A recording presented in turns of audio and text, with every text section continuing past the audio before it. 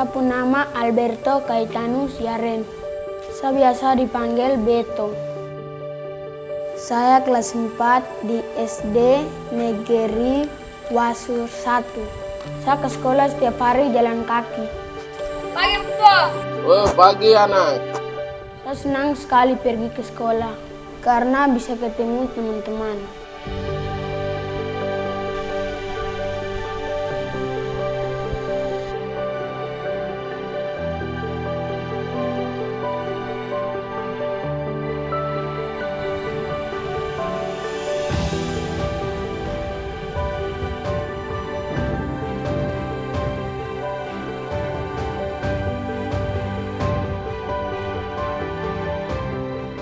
Mendidik anak-anak di sini tuh penuh dengan tantangan.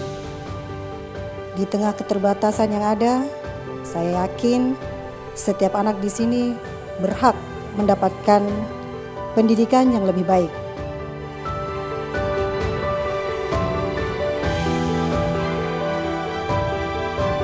Sekolah ini mungkin sederhana, tapi mimpi anak-anaknya tidak pernah kecil.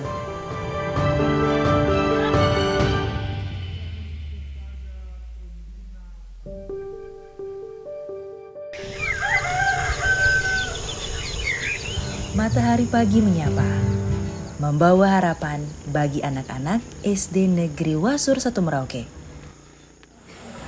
Pagi dimulai dengan kesederhanaan yang disiplin. Dalam barisan yang rapi, anak-anak Wasur berdiri dengan tegak di bawah bayang-bayang bendera yang berkibar pelan. Hari diawali dengan sebuah rutinitas yang penuh hikmat, apel pagi. Bagi mereka, apel pagi bukan sekadar upacara, melainkan janji untuk memulai hari dengan disiplin meski di tengah keterbatasan yang nyata. Sekolah ini berawal dari Yayasan Misi Katolik pada tahun 1950 sampai tahun 1960, lalu sekolah ini tutup. Setelah itu diambil alih oleh pemerintah pada tahun 1966. Perjalanan perubahan sekolah ini tahun 1950 sampai 1960, nama sekolah yaitu SD Katolik Mbur. Kenapa dikatakan Mbur? Karena memakai nama kampung. Kampung lama adalah Kampung Mbur. Lalu pada tahun 1960 sampai 1966 terjadi perubahan nama menjadi SD Negeri Wasur. Tahun 1984 sampai tahun 2000, perubahan nama lagi menjadi SD Negeri Wasur Kampung. Lalu pada tahun 2000 sampai sekarang, nama sekolah ini adalah SD Negeri Wasur 1. SD Negeri Wasur 1 bukan sekadar titik di peta pendidikan Merauke. Sekolah ini adalah tumpuan bagi puluhan anak-anak dari masyarakat lokal.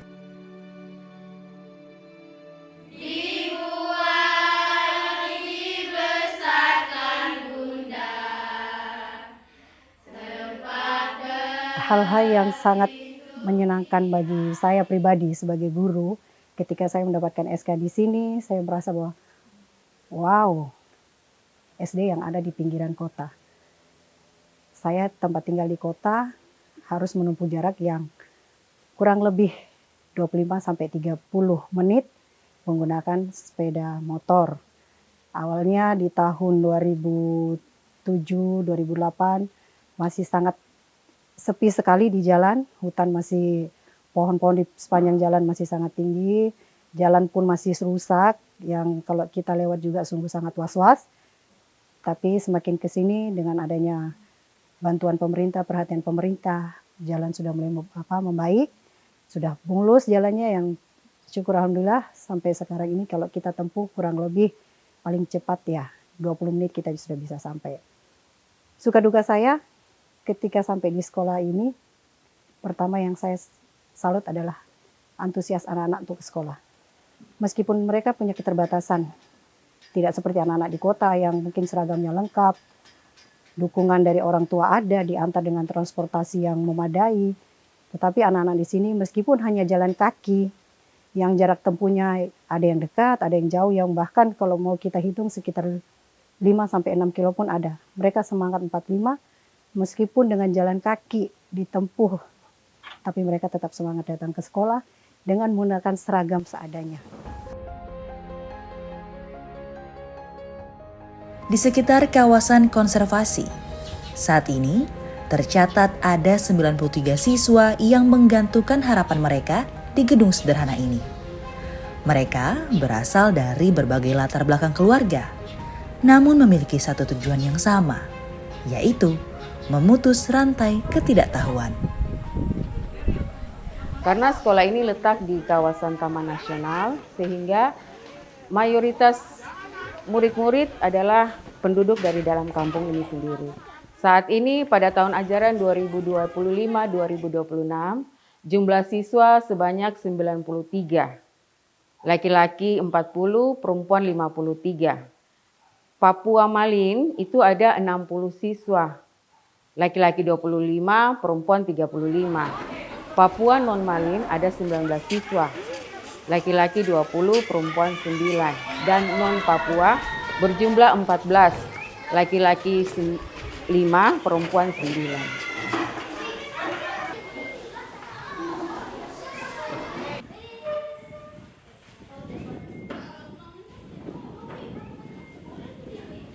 Selamat pagi anak-anak. Pagi Bu Guru. Apa kabar kalian hari ini? Baik. Ya, Ibu Guru lihat hari ini. Pendidikan di SD Negeri Wasur 1 adalah sebuah cerita tentang dua sisi yang saling beradu. Di satu sisi, tegak berdiri 3 ruang kelas bangunan baru, sebuah simbol kemajuan yang membawa angin segar bagi proses belajar mengajar. Namun, hanya beberapa langkah di sebelahnya, terdapat sisi lain yang masih terpenjara dalam masa lalu. 3 ruang kelas bangunan lama yang terus bertahan melawan waktu, meski kondisinya kian merapuh.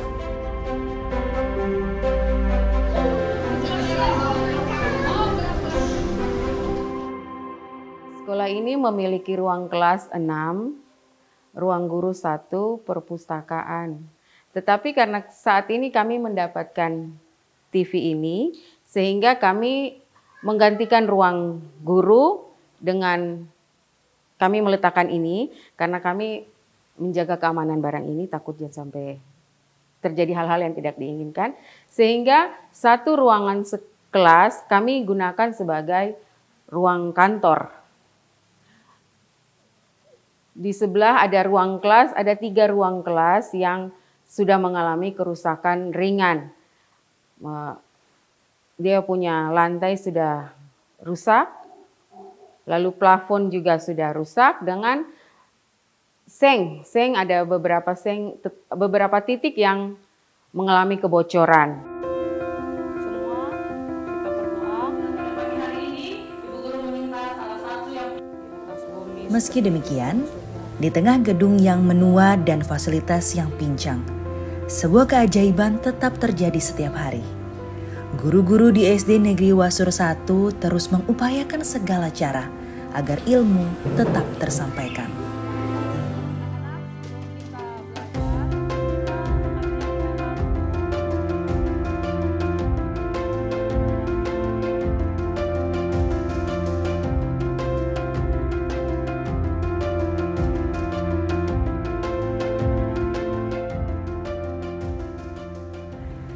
Pemanfaatan teknologi adalah napas baru bagi kurikulum merdeka di pedesaan. Dengan laptop, guru-guru dapat menyusun materi yang lebih hidup, memutar video edukasi, dan memberikan contoh nyata yang sulit ditemukan di lingkungan sekitar. Namun, menghidupkan cahaya ilmu ini bukanlah perkara mudah. Di balik antusiasme itu, terselip perjuangan melawan infrastruktur yang belum memadai. Anak-anak di sini sebenarnya mereka kemampuannya sama dengan anak-anak di kota.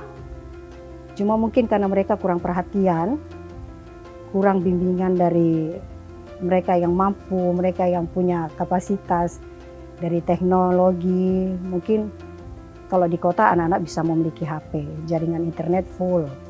Kalau di kampung sini jaringan internetnya naik turun, dan juga untuk memiliki HP ataupun Android sangat-sangat terbatas. TV saja terbatas, apalagi Android, sehingga tidak memudahkan anak untuk dalam pembelajaran sesuai dengan teknologi yang sudah berkembang.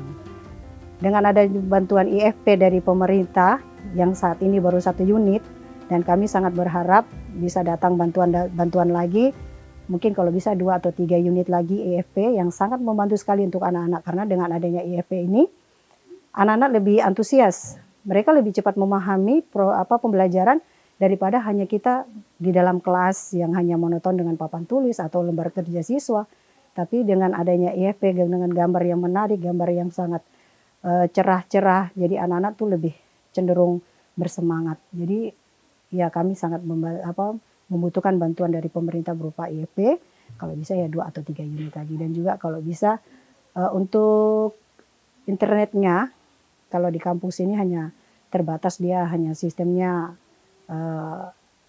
sewa, jadi kita juga terbatas pemakaiannya, bukan yang seperti di kota full, jadi anak-anak bisa mungkin membrowsing pembelajaran dengan baik, tapi di sini terputus-putus.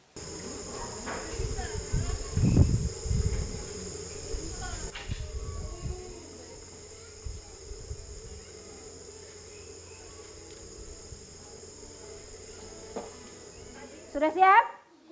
Oke, lihat ke depan. Bagi sekolah di pelosok Merauke, kehadiran Smart Board TV bukan sekadar penambah fasilitas, melainkan sebuah lompatan besar. Di layar inilah, keterbatasan buku teks dan alat peraga manual teratasi. Melalui satu perangkat ini, para guru berupaya keras menyajikan dunia yang luas ke hadapan murid-murid.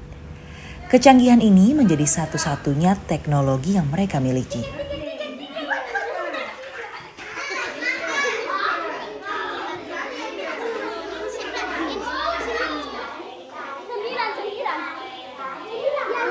Nah, itu dia. Maju. Yang sudah ke belakang lagi, antri di belakang. Penggunaan Smart TV dalam pembelajaran ini mulai awal tahun 2026, dan mata pelajaran yang sering kami gunakan dalam Smart TV itu sering kami gunakan matematika dan bahasa Indonesia, dan yang paling banyak kami gunakan itu permainan game, sehingga banyak siswa semangat dan antusias dalam belajar. Tenang, tenang. Ya. Ke belakang. Ya. Duduk. Yang sudah Beni. Kita di sini belajar pakai TV pintar, belajar menghitung. Habis itu nanti kita nonton, baru filmnya habis, baru maju ke depan cerita yang kita nonton.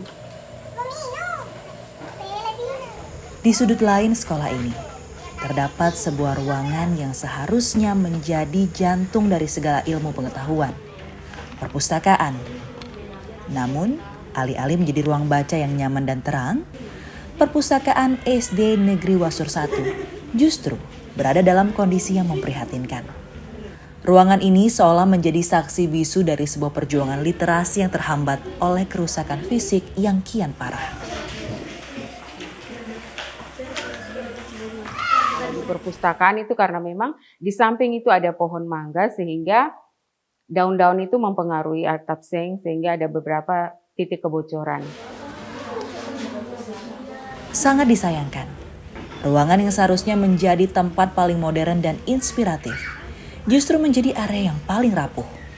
Tanpa listrik, penggunaan komputer dan alat penunjang literasi digital lainnya di perpustakaan hanyalah sebuah angan-angan. Namun, meski di bawah bayang-bayang atap yang bocor dan kegelapan, semangat anak-anak ini tidak sepenuhnya padam. Perpustakaan ini adalah sebuah panggilan mendesak, sebuah pengingat bahwa infrastruktur pendidikan bukan hanya soal gedung kelas, tetapi juga soal ruang-ruang pendukung di mana mimpi-mimpi besar seharusnya bisa bermekaran tanpa perlu takut basah karena hujan atau terhenti karena gelap.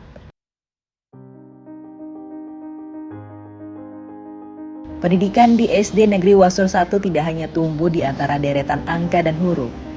Di sini, kecerdasan anak-anak Papua dipupuk melalui rasa dan kreativitas dalam pelajaran seni budaya. Seni menjadi ruang bagi mereka untuk bercerita tanpa kata. Melalui keterampilan tangan ini, para guru berupaya menjaga akar budaya tetap kuat di hati murid-muridnya. Di tengah keterbatasan fasilitas penunjang seni, semangat untuk menciptakan keindahan tetap menyala.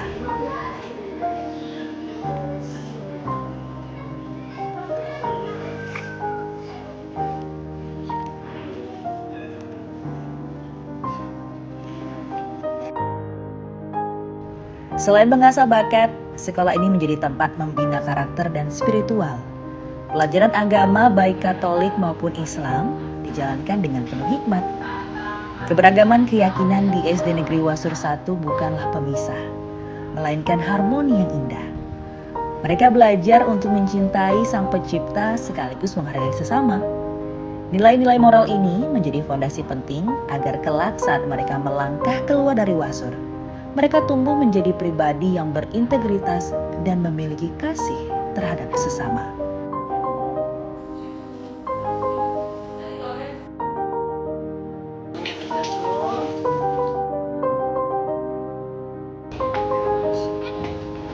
Bagi anak-anak Wasur, olahraga adalah tentang kegembiraan yang jujur.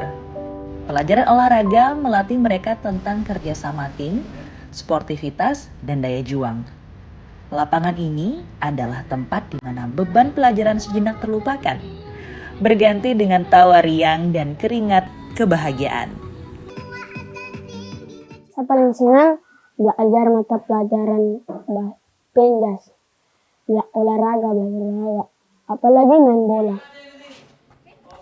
Khususnya kalau untuk di bidang olahraga, saya sangat salut untuk anak-anak di sini, sangat-sangat berpotensi. Bahkan pernah kita sekali itu uji coba pas hari ulang tahun waterpark kolam renang di kota Kabupaten Merauke itu, kita ya cukup memuaskan. Terutama di bidang olahraga renang, kemarin itu kita bisa meraih juara 1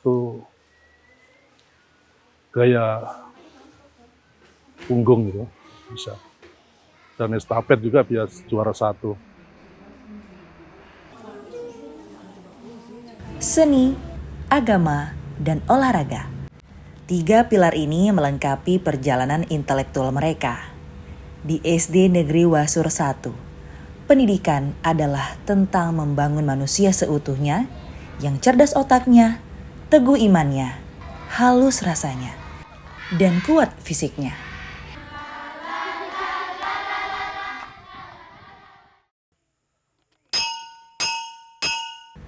Jam istirahat di SD Negeri Wasur 1 tampak berbeda.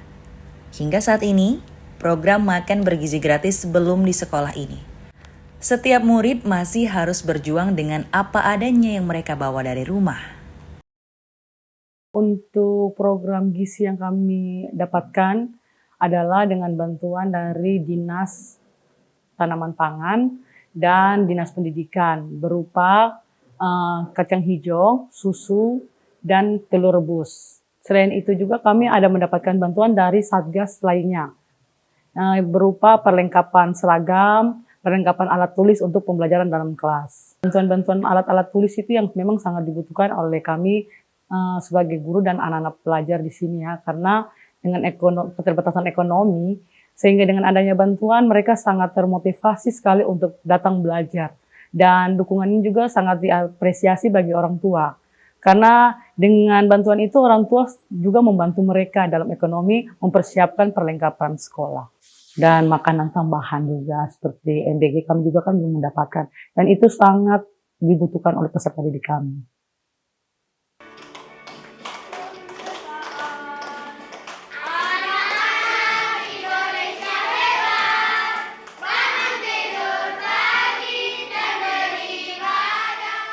Anak-anak di kami juga sering bertanya kepada kami guru-guru, ibu guru kenapa kami belum mendapatkan MBG?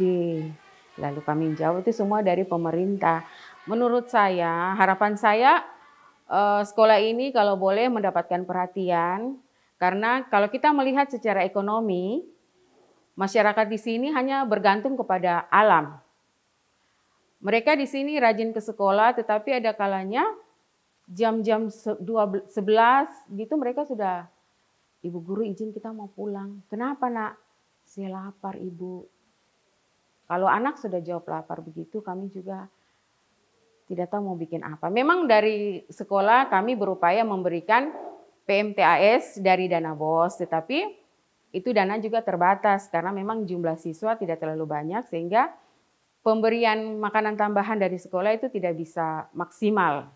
Jadi besar harapan saya, semoga pemerintah bisa juga melirik sekolah kami. Memang sudah beberapa kali ada yang mendata jumlah siswa, tetapi sampai saat ini belum ada realisasi. Sehingga itu menurut saya sangat-sangat mengharapkan agar sekolah kami bisa mendapatkan bantuan MBG tersebut. Jumlah jeruk tadi ada berapa, Li? 5, gambar terusnya di atas, jumlahnya di bawah, di tulisan frekuensi, itu sama dengan jumlah. Kayak contohnya ya. Harapan akan hadirnya program MBG bukanlah sekadar soal meminta makan cuma-cuma. Ini adalah tentang keadilan akses nutrisi bagi anak-anak di pedesaan. Sekolah merindukan hari di mana mereka bisa melihat murid-muridnya makan bersama dengan menu yang seimbang. Hadirnya program tersebut diharapkan mampu meningkatkan angka kehadiran, memperbaiki daya konsentrasi, dan yang terpenting, memberikan senyum yang lebih sehat di wajah anak-anak perbatasan. Meskipun begitu, upaya pemerintah melalui dinas terkait sedikit banyak telah membantu sekolah ini.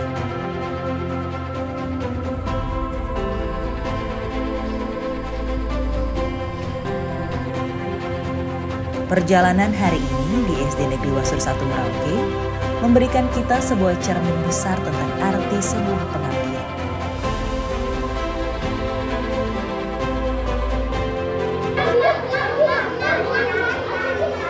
Peran kami sebagai aparat kampung, kami membantu guru-guru di sini untuk melayani anak-anak kami. Kami mau untuk yang terbaik dan supaya mendorong anak-anak untuk sekolah, rajin sekolah, pakai depannya bisa baik lagi. Saya berharap untuk sekolah ini tetap lebih maju ke depannya, murid-murid semakin banyak. Saya berharap sekolah ini bisa berkembang lebih bagus. Ya, dari pemerintah kami harapkan bisa ada turun langsung ke sekolah kami, itu kami sangat-sangat bersyukur. Semua insan ciptaan Tuhan berbeda rupa dan kemampuan, mari saling menghormati. Di tempat yang jauh dari hiruk pikuk kemajuan kota, kita melihat bahwa pendidikan bukan sekadar tentang kemegahan bangunan atau kecanggihan fasilitas, melainkan tentang semangat yang terus dijaga agar tidak padam. Sebab pendidikan adalah hak setiap anak bangsa dan masa depan mereka adalah tanggung jawab kita bersama.